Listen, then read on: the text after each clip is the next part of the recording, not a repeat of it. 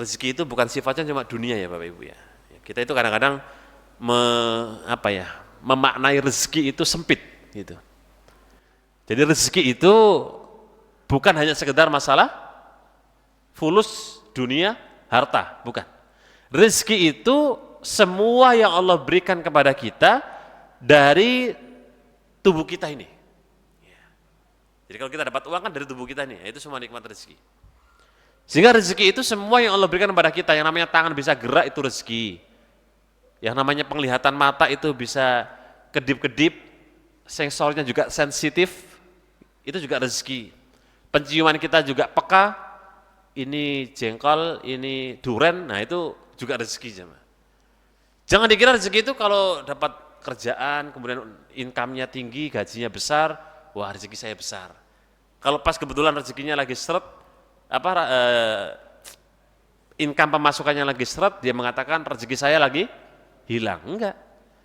Itu pemaknaan sangat-sangat sempit kalau kita bicara rezeki.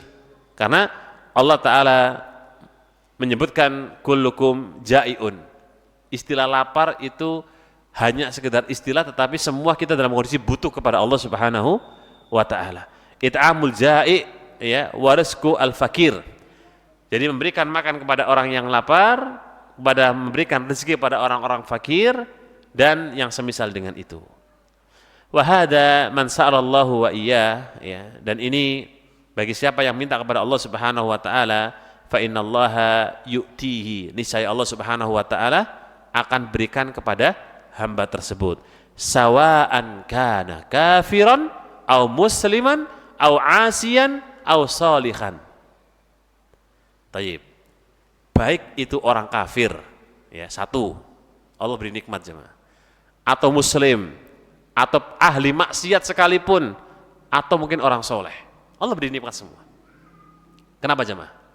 Kenapa Allah beri nikmat semua? Kafir Allah beri nikmat, muslim diberi nikmat, ahli maksiat diberi nikmat, orang yang baik pun diberi nikmat. Li'anna dzalika min asarir rububiyah. Itulah salah satu di antara dampak dan efek daripada bahwa Allah Subhanahu wa Ta'ala sang penguasa alam semesta jemaah. Ya. Kalau seandainya Allah itu kemudian mau dolim, sudahlah orang kafir nggak usah dikasih nikmat, binasakan semua misalnya. Allah tinggal katakan kun fayakun, selesai jemaah. Apa urusan mereka misalnya gitu? Ya. Orang yang maksiat ketika baru maksiat Allah adab mereka mati, selesai. Siapa yang mau protes?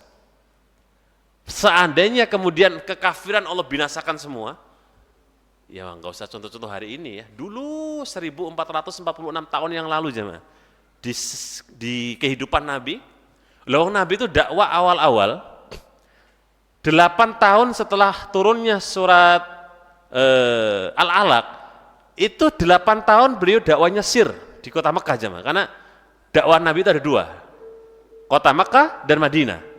Di Mekah dibagi dua oleh para ulama, ada dakwatul sir dan dakwatul jahriyah. Ya.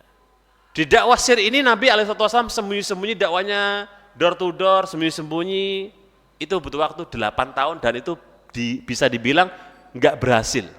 Buktinya apa? Nabi diusir.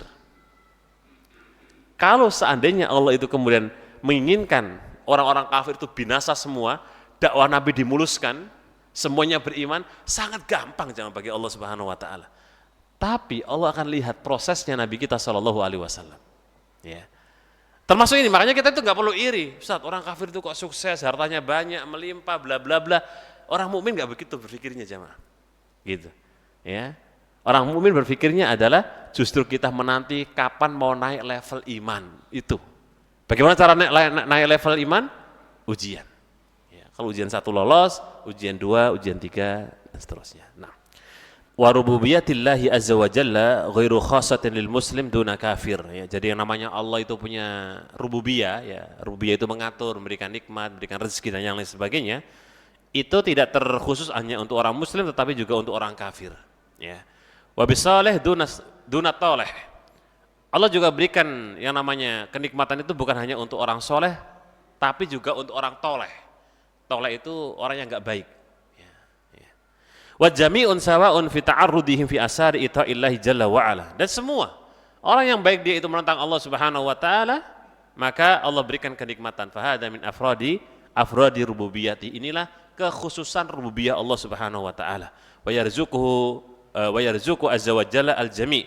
Allah berikan rezeki kepada seluruh orang yang ada. Wa habba al-aulada lil jami'. Allah pun juga berikan yang namanya anak untuk semua orang.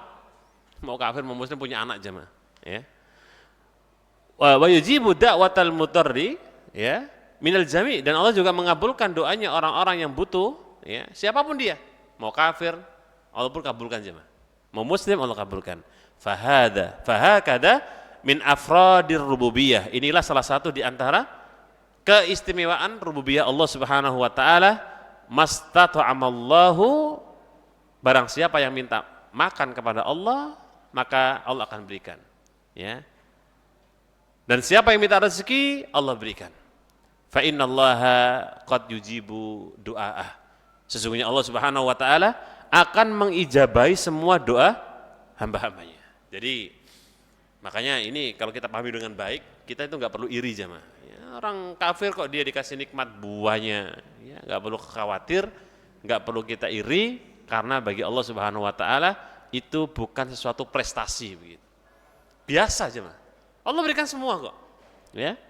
Justru kita ini kok kadang-kadang hari ini ada ujian gitu, besok lagi ada ujian, justru kesempatan kita untuk mengadu kepada Allah, minta lebih dekat lagi, ya, dengan apa yang benar Allah berikan melalui ujian. Siapa tahu dengan ujian itu Allah Ta'ala berikan kepada kita taufiknya. Wallahu ta'ala alam bisawab.